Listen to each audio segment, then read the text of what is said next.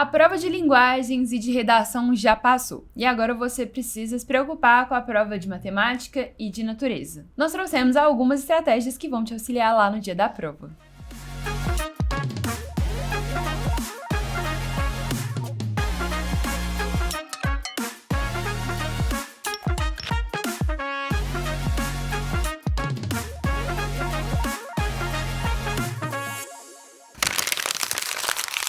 Oi, eu sou a Belão. E eu sou a Bela. E antes da gente seguir para o nosso conteúdo, já curta aqui esse vídeo e siga o nosso canal.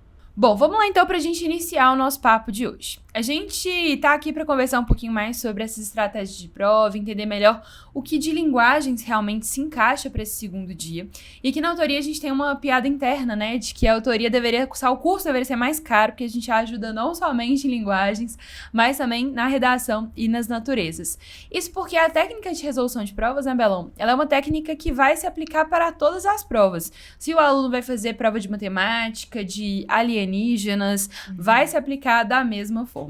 E aqui a gente sempre trabalha com algumas técnicas interessantes que vão servir também para a prova de matemática e de naturezas. Por exemplo, a técnica da perigrafia, que a gente fala muito, de analisar primeiro, antes de ir lá para o texto, para o comando, o que está em volta do texto, né? Então a gente tem o título ou as fontes ali daqueles textos.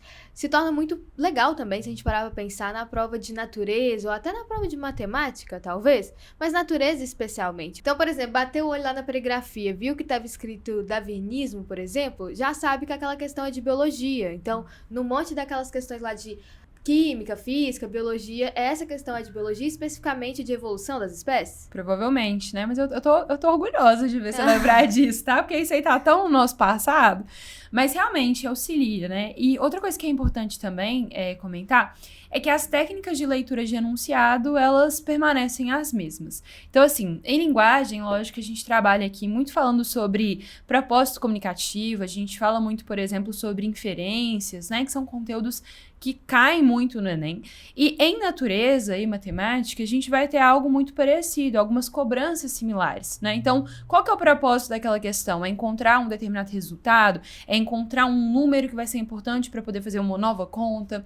Então, ler esse enunciado com calma, com critério, continua sendo muito relevante para que você consiga acertar a questão. Inclusive, eu lembrei que veio aqui uma memória negativa, tá? Lá na prova de matemática, eu lembro que por vezes eu sofria por falta de atenção em relação ao enunciado, em que o professor sempre falava assim, mas não foi isso que foi pedido, porque eu chegava ali num caminho, mas no final das contas esse caminho não era o que o enunciado estava querendo no final das contas. Talvez ele fosse necessário para um processo, pra gente chegar a uma conclusão, mas eu não chegava em si na conclusão.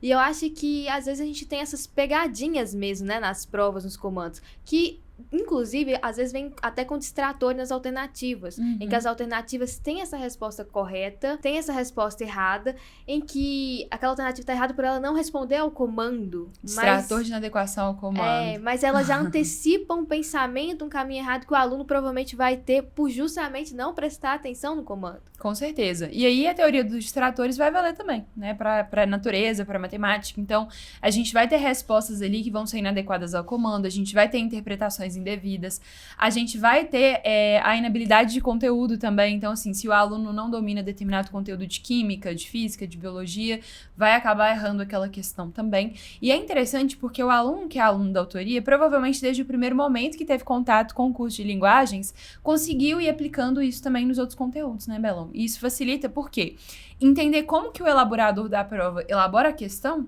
é um passo a mais para conseguir não cair na pegadinha que ele criou, né? Então, acho que isso é super válido de ser dito também. E por último, né, a gente tem aqueles conteúdos que vão ser muito nada a ver, aquele distrator de logicidade, né? Então, assim, saber eliminar, principalmente numa prova de matemática, resultados que estão muito distantes do que aquele resultado pode ser, também é válido. Sempre duvidar ali de números muito extremos que estejam nas respostas, né?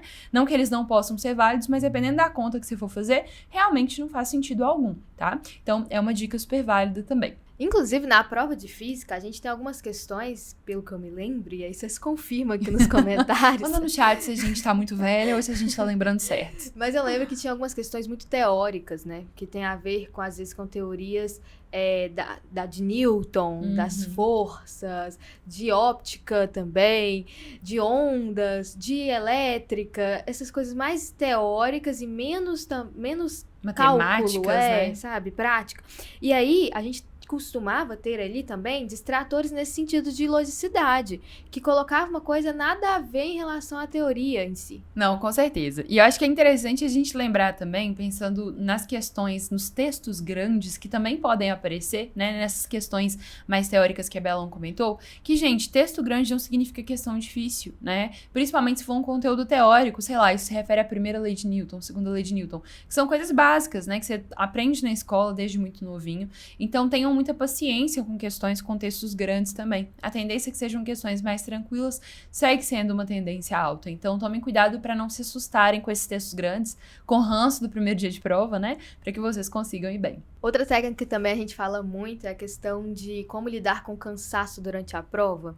E aí, vale aqui também a técnica de alternar as questões. A gente sabe que não tem como alternar muito, porque ali tudo é meio exatas, né? Mas é importante, assim, pra gente não cansar, ter algumas estratégias. E talvez essa seja a que a galera mais costuma utilizar e dar certo. Porque também eu entendo a questão da particularidade. Que é justamente a gente fazer um pouquinho de questões de matemática, depois ir lá pra Natureza. Humanas. Matemáticas, natureza, e depois ir alternando entre essas provas em si. Também alterna com pequenos momentos de descanso, tem que ser pequenos, mas eles devem existir, porque essa prova é muito desgastante também.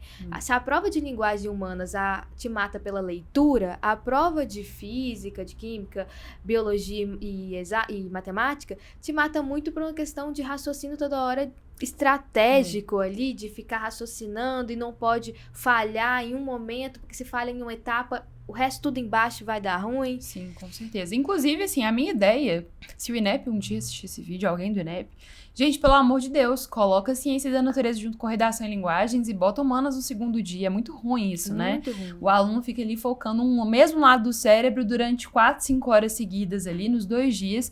Então, seria o mais interessante ser feito. Mas enquanto o Enem não muda, né? A gente não sabe se vai mudar em algum momento. É interessante fazer essa intercalação de questões de natureza com matemática, sim, para que você consiga descansar enquanto você faz a prova, né? Então, aquela estratégia de, Carregar peso enquanto caminha? Como é que é aquele ditado? Esqueci o nome. Enfim, é isso. Então, é importante vocês irem com calma, é importante vocês irem seguros em relação àquilo que vocês fizeram, aplicando a teoria dos distratores lá também, tendo segurança para ler com calma as questões e só correr pro abraço. No fim das contas, continua sendo uma prova de estratégia, né? Igual o dia 1, igual linguagens e humanas. E as nossas técnicas de resolução da prova também valem. Se é que valem, né, Belon? Vai ser super interessante vocês conseguirem aplicar, né, esses conteúdos lá no dia da prova. Se você chegou até aqui, não se esqueça de ativar o sininho aqui embaixo para você receber notificação toda vez que sair vídeo novo no canal. E também não se esqueça de deixar o seu like aqui embaixo pra gente saber que esse conteúdo foi útil para você. Um beijo e até nosso próximo vídeo. Beijos, tchau, boa tchau. prova!